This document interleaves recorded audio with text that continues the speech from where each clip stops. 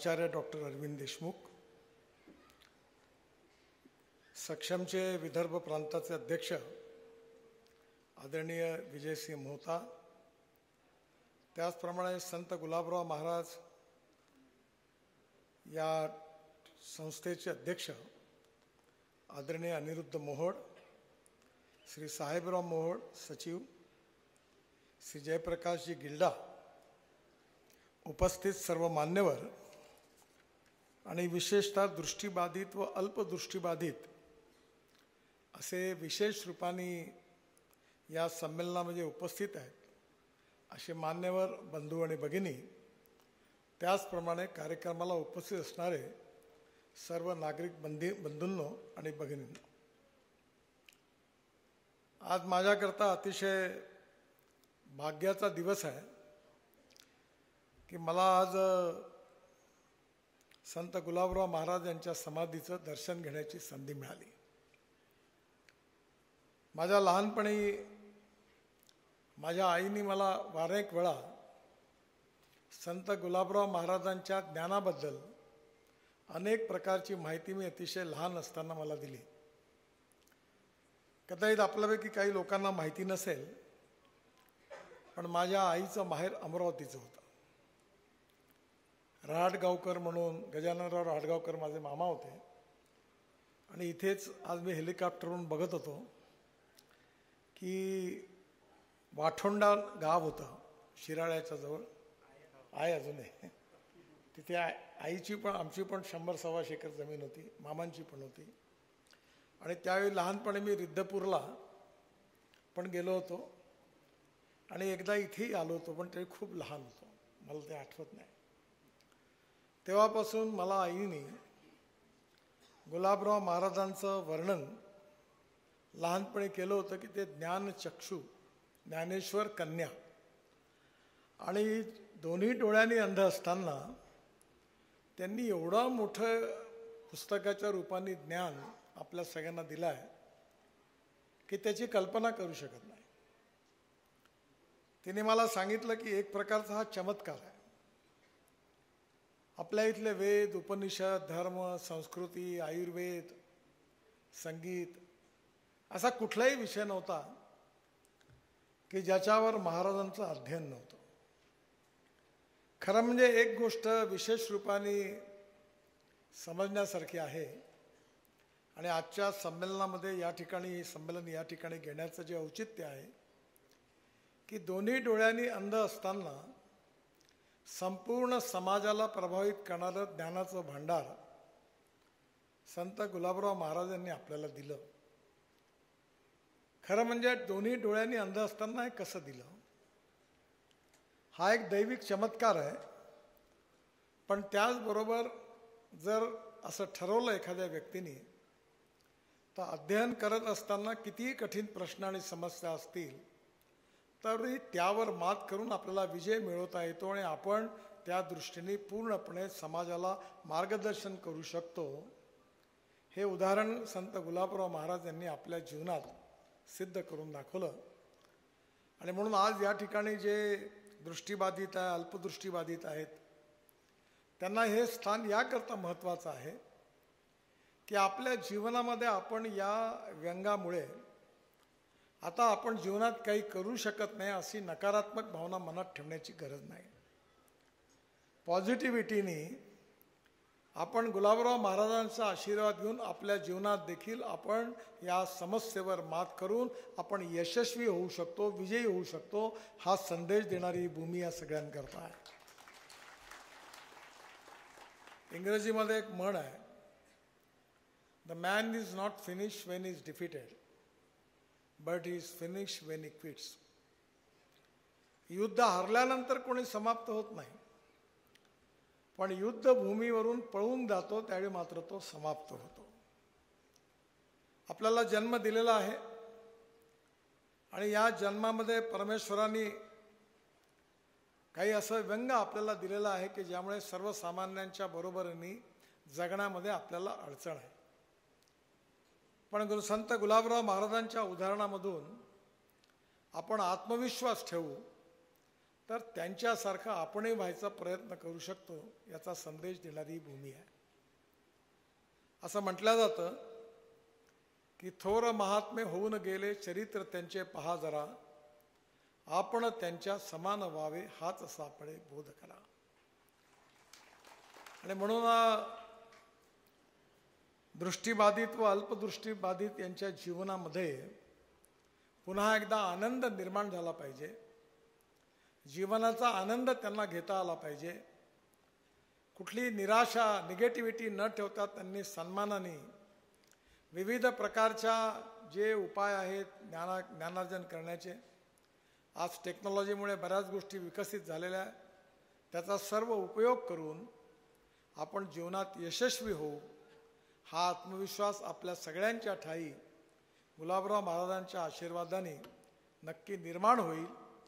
आणि गुलाबराव महाराजांच्या चरणी मी प्रार्थना करतो की आपल्या सगळ्यांचे जे आहेत दृष्टीबाधित व अल्पदृष्टीबाधित बंधू भगिनी, त्यांचं जीवन सुखी समृद्ध आणि संपन्न गुलाबराव महाराजांच्या आशीर्वादांनी झाल्याशिवाय राहणार नाही. ह्याच आशीर्वाद त्यांच्या चरणी मी आपल्या सगळ्यांकरता मागतो. आजच्या आपल्याला सगळ्यांना माहिती आहे की गुलाबराव महाराजांना ज्ञानेश्वर महाराजांच्या बाबतीत ते ज्ञानेश्वर कन्या असं त्यांचा उल्लेख होतो. ज्ञानेश्वरांनी ज्ञानेश्वरीच्या रूपाने एवढं मोठं विचाराचं भांडार आपल्यासमोर ठेवलेलं आहे. आणि त्याचबरोबर गुलाबराव महाराजांचा ज्ञानचक्षु, चक्षु म्हणजे डोळे, आणि ज्ञानाचे डोळे म्हणजे ज्यांच्या डोळ्यातून ज्यांच्या आपल्या साहित्याच्या वाचनातून ज्ञानाचं भांडार आपल्याकरता खुलं होणार आहे, अशा प्रकारचं त्यांना नाव त्यावेळी सगळ्यांनी दिलं. संत ज्ञानेश्वर यांचा एक वेगळा अभ्यासक बी आहेत पुष्कळ. आणि संत ज्ञानेश्वरांनी जे जे काही रचलेलं आहे, कविता आहेत, गीतं आहेत, अनेक गोष्टी आहेत, त्या सगळ्याचा त्यांचा पसायदान आहे. या सगळ्याचा महाराष्ट्रात कानाकोपऱ्यामध्ये याचे अनेक अभ्यासक आहेत. संत गुलाबराव महाराज यांनी हे जे साहित्य त्या काळामध्ये लिहून ठेवलं हा एक दैवी चमत्कार आहे. आणि हे जे साहित्य आहे ज्ञानाचं भांडार आहे. आपल्या सगळ्यांना माहिती आहे की आपली इतिहास, संस्कृती आणि विरासत ही आपल्या देशाची सगळ्यात मोठी ठेव आहे. भौतिक प्रगती झाली पाहिजे, उत्तम रस्ते झाले पाहिजे, वीज, पाणी, रस्ते, दळणवळणाची साधनं, उद्योग, उत्तम शेती, आर्थिकदृष्ट्या सक्षम समाज ही समाजाची आवश्यकता आहे.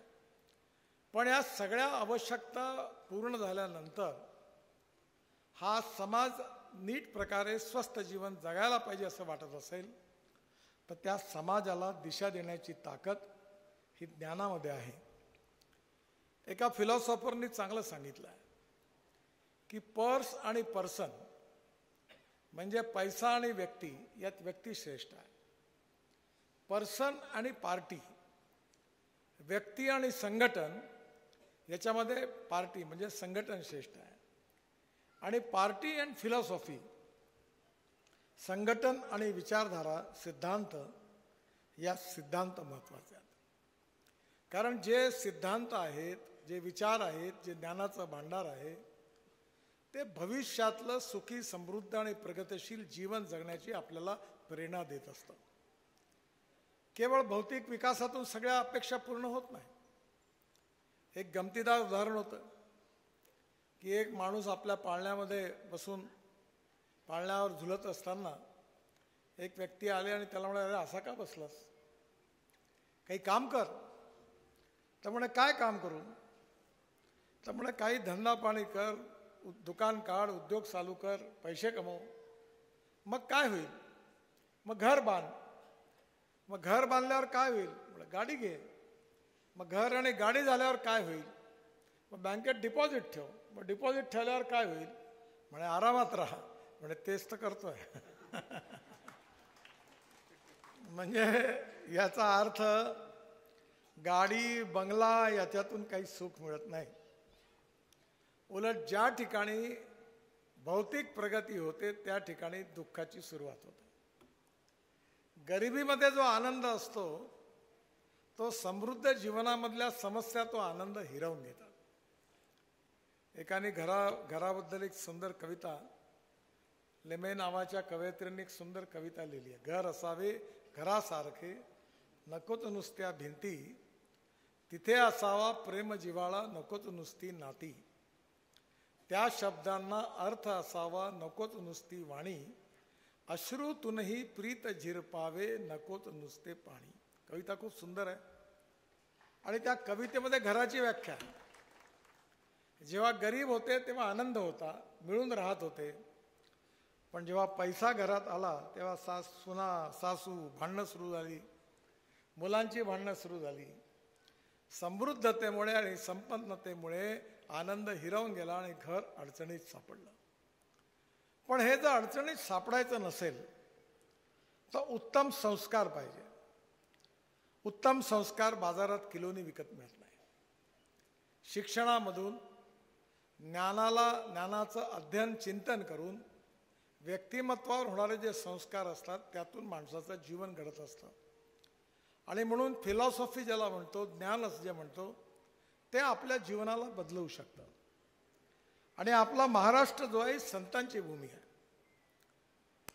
आपल्या ठिकाणी गुलाबराव महाराज आपल्या विदर्भात झाले, इथे तुकडोजी महाराज झाले, गजानन महाराज झाले, गाडगे महाराज झाले, ज्ञानेश्वर महाराज झाले, तुकाराम महाराज झाले. या सगळ्यांच्या जीवनामध्ये आपण त्यांचं पूर्णपणे अनुकरण का करतो? कारण त्यांनी जे विचार आपल्याला दिलेले आहेत, त्यांनी जीवन जगण्याची जी पद्धती आपल्याला सांगितलेली आहे, जीवनामध्ये जगत असताना ज्ञानाचा प्रकाश ज्यांनी आपल्या जीवनात निर्माण केलेला आहे, ज्यामुळे आपलं जीवन सुखमय आनंदमय झालेलं आहे. म्हणून आपण त्या सगळ्या गोष्टीचा ध्यास घेऊन त्याचं अध्ययन करतो. आणि म्हणून आज मला अतिशय आनंद आहे की असं ज्ञानाचं भांडार, विविध विषयावरचं ज्ञान, विज्ञान, सगळ्या प्रकारचं ज्ञान, संगीताचं ज्ञान, आयुर्वेदाचं ज्ञान, वेद उपनिषदाचं ज्ञान, भारतीय संस्कृतीचं ज्ञान, सगळ्या विषयावरचं सखोल ज्ञान आपल्या पुस्तक रूपाने त्यांनी जे लिहून ठेवलं आहे ते ज्ञान आज आपल्याकडे उपलब्ध आहे. पण काळाच्या ओघामध्ये माध्यम बदलले आणि म्हणून काळाच्या ओघात त्या ज्ञानाचं नीट जर संवर्धन केलं नाही तर हळूहळू ते समाप्त होत असतं. आणि म्हणून ज्ञानाला इंग्लिशमध्ये पर्यायी शब्द आहे नॉलेज. आणि नॉलेज म्हणजे पॉवर, शक्ती आहे. जसं वीज आहे, शक्ती आहे, एनर्जी, तसं नॉलेज ही पॉवर आहे. आणि आज आम्ही सगळेजण नव्या पिढीतले लोक काय म्हणतो की conversion of knowledge into wealth हे फ्युचर आहे.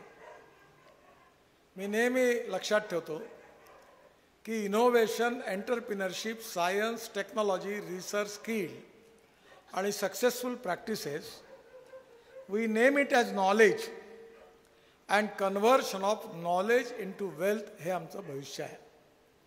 आता हे नॉलेज कुठे आहे? काही आपल्याजवळ आहे, काही जगात आहे. आणि जगामध्ये आपण जर ते ज्ञान आत्मसात केलं तर आपलं जीवन बदलू शकतं.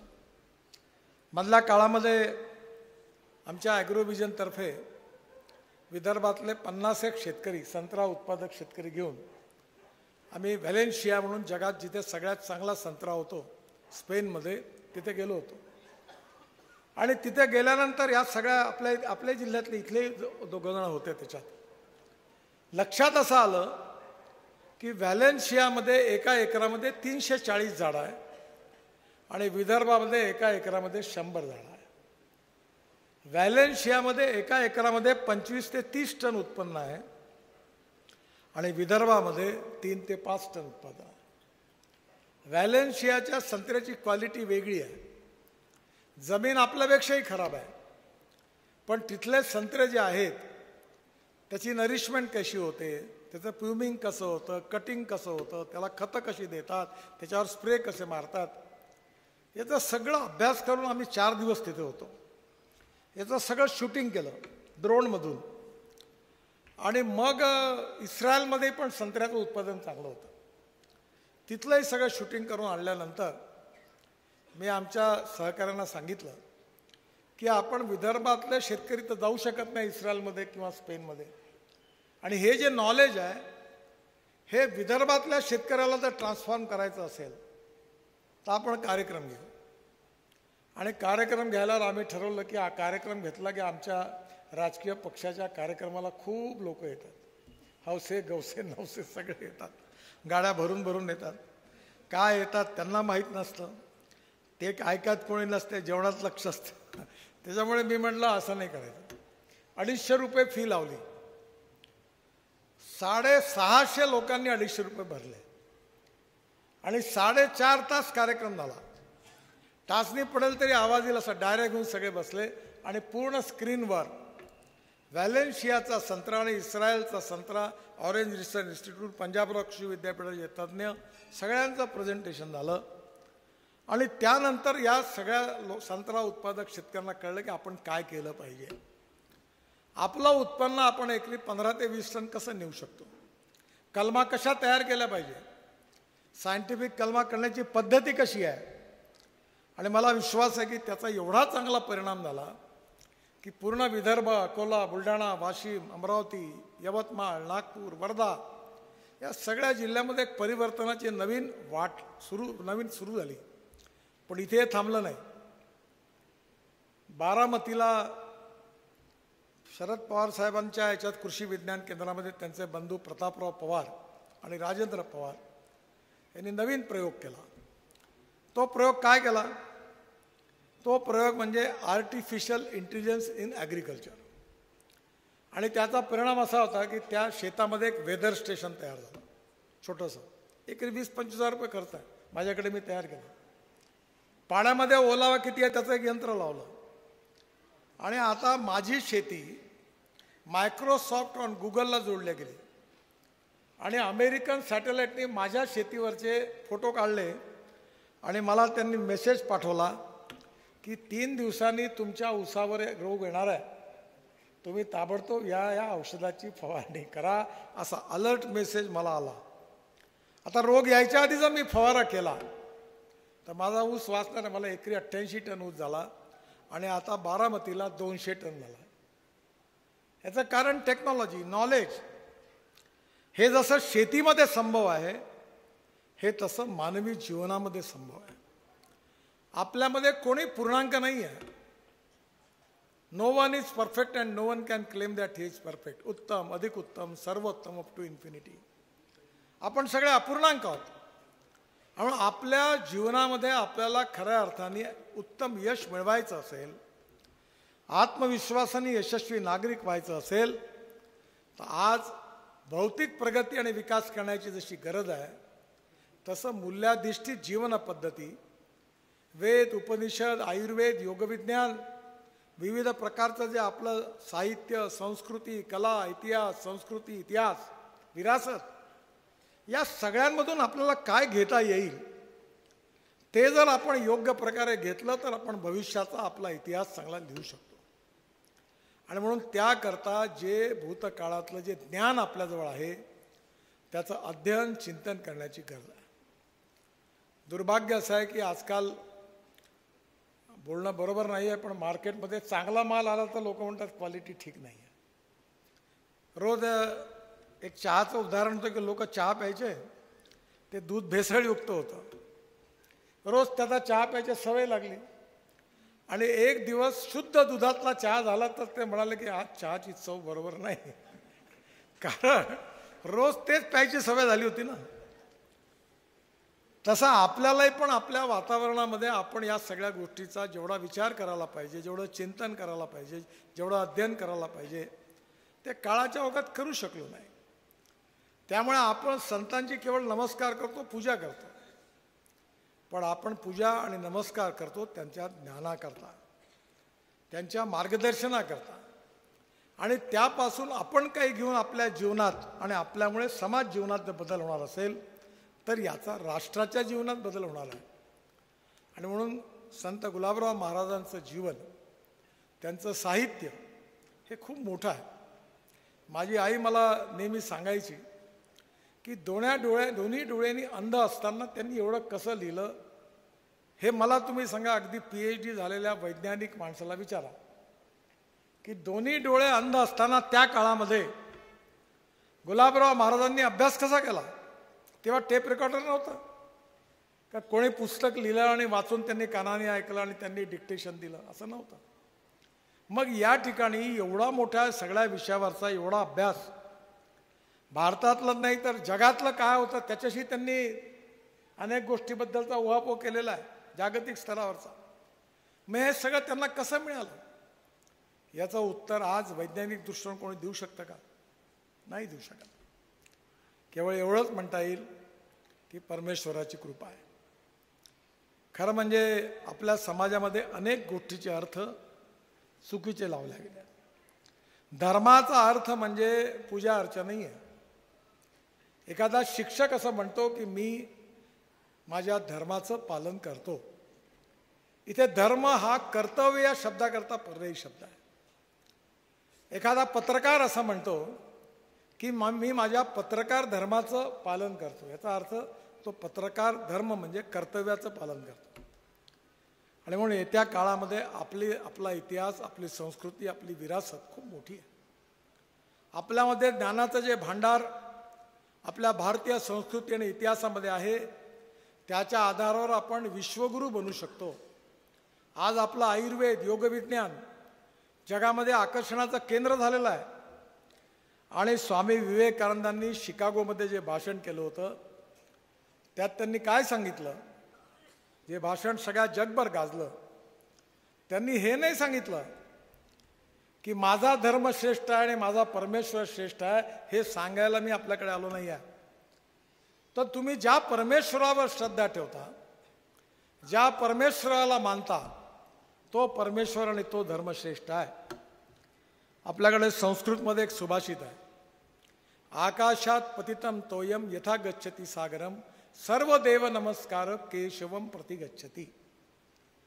एका मराठी कवीने याचा अनुवाद केलेला आहे की पडे खाल तिजे नभातून पाणी जसे सागरा तेच मिळोनी जाई नमस्कार कोण्याही देवास केला परी शेवटी तो पोहोचतो केशवाला. आपण हे डिस्क्रिमिनेट नाही केलं आहे.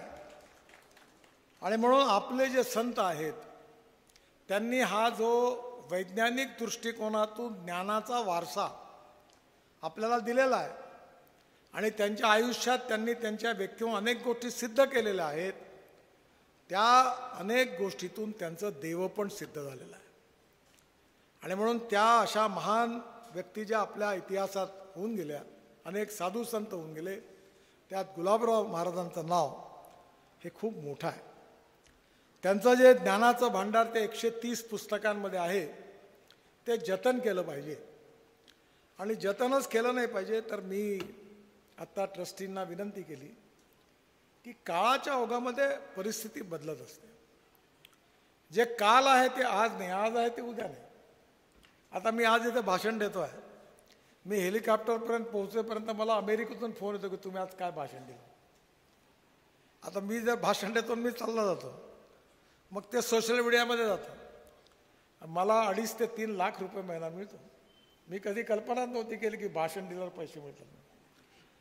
कारण ते इतक्या लोकांमध्ये फिरतं.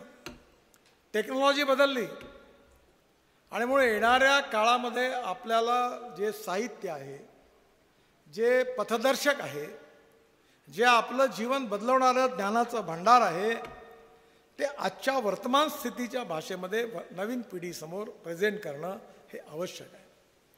मी आता सहजांना सुचवलं की या ठिकाणी जेव्हा रोज संध्याकाळी एक वेळ ठेवा, 6 ते 7 भजन असेल किंवा अंधार पडल्यानंतर एक अर्ध्या तासाची फिल्म या सगळ्या साहित्यावरची आणि गुलाबरावांच्या जीवनावरची ऑडिओ व्हिडिओ फिल्म आणि मग 1 तास भजन. तर बरोबर अर्ध्या तासात सगळं काही कळून जाईल की गुलाबराव महाराज कसे होते, त्यांचं ज्ञान कसं होतं, कोणत्या विषयावर त्यांनी काय लिहिलं, त्यांचे सिद्धांत काय होते. हे नवीन पिढींपर्यंत पोहोचवण्याकरता नवीन तंत्रज्ञानाचा उपयोग केला पाहिजे. कारण जे काल आहे ते आज नाही, आज आहे ते उद्या नाही. त्यामुळे येणाऱ्या काळामध्ये परिवर्तन हा एक असा नियम आहे की याला काही अपवाद नाही आहे. ज्याचा जन्म होतो त्याचा मृत्यू अटळ हा यावत चंद्र दिवाकरो नियम, याला कोणी अपवाद नाही. तसं येणाऱ्या काळात पिढ्या बदलत असतात, पण ज्ञान बदलत नसतं. ज्ञानाचा जो ठेवा आहे तो जर आपण योग्य प्रकारे समाजापर्यंत पोहोचवला तर एक व्यक्ती बदलत नाही, समाज बदलतो. आणि समाज बदलला तर राष्ट्र बदलतं आणि आपलं समाज जीवन समृद्ध आणि संपन्न होतं. हा विचारांचा वारसा जो आहे हा या पवित्र ठिकाणी आहे. आणि मला खूप आनंद झाला की लहानपणी मला आईने सांगितलं होतं, मी इथे अनेक वेळा आलो आहे, मला माहिती नाही पण ते घाटावरचा गूळ मिळायचा इथे. आता मिळतो की नाही मला माहिती, आता मिळतो. तर मामांकडे गूळ तूप आणि पोळी खायचं, कुठून तर चांदूर बाजारकडे मिळायचं. तर आता बऱ्याच दिवसानंतर माझी इच्छा होती, पण सक्षमच्या या कार्यक्रमाच्या निमित्ताने मला आज महाराजांच्या समाधीचं दर्शन करायचं संधी मिळाली, हे माझं परमभाग्य आहे. आणि सक्षमतर्फे आपण जे काम करत आहात की जे तुकाराम महाराजांनी सांगितलं की जे का रंजले गांजले त्यासी म्हणे जो आपुले, तोची साधू ओळखावा देव तेथेची जाणावा. समाजातले जे सामाजिक आर्थिक शैक्षणिकदृष्ट्या मागासलेले आहेत, दिव्यांग आहेत, काही लोकांना हात नाही, कोणाला पाय नाही, काही दृष्टीबाधित आहेत, काही अल्पदृष्टीबाधित आहेत, या सगळ्यांच्या जीवनामध्ये आपण जीवन बदलू शकतो का? चलो जलाए दीप वहाँ जहाँ अभी भी अंधेरा है. ज्यांच्या ज्याच्या जीवनात असा अंधार आहे त्यांचा जीवन बदलण्याचा प्रयत्न करण्याचा सामाजिक उपक्रम म्हणजे सक्षम आहे. या सगळ्यांना सक्षम करणं, सामर्थ्यवान करणं, आपल्या पायावर उभं करणं, पॉझिटिव्हिटी निर्माण करणं, आत्मविश्वास निर्माण करणं आणि त्यांच्या जीवनामध्ये सुखाचं नंदनवन निर्माण करणं हेच उद्दिष्ट समोर आहे निरनिराळ्या कार्यक्रमामधून. आणि मला असं वाटतं की या ठिकाणी अतिशय योग्य स्थान आपण निवडलं. आज हे सगळे दृष्टीबाधित, अल्पदृष्टीबाधित ही सगळे असे अनेक व्यक्ती, आई भाई बंधू भगिनी या ठिकाणी उपस्थित आहेत. आणि या ठिकाणी महाराजांचा आशीर्वाद घेऊन आपल्या सगळ्यांचं जीवन मंगलमय झाल्याशिवाय राहणार नाही. आत्मविश्वासाने आपल्या जीवनात आपण आपल्या पायावर उभे राहिल्याशिवाय राहणार नाही असा पूर्ण विश्वास मला आहे. मी आपल्या सगळ्यांच्या उज्ज्वल भविष्याची प्रार्थना करतो आणि पुन्हा एकदा महाराजांच्या चरणी नतमस्तक होऊन माझ्यासहित आपल्या सगळ्यांना समाजाकरता, देशाकरता चांगलं कार्य करण्याचा आशीर्वाद त्यांनी द्यावा अशी हात जोडून विनंती करतो, प्रार्थना करतो आणि माझं बोलणं संपवतो. धन्यवाद. नमस्कार.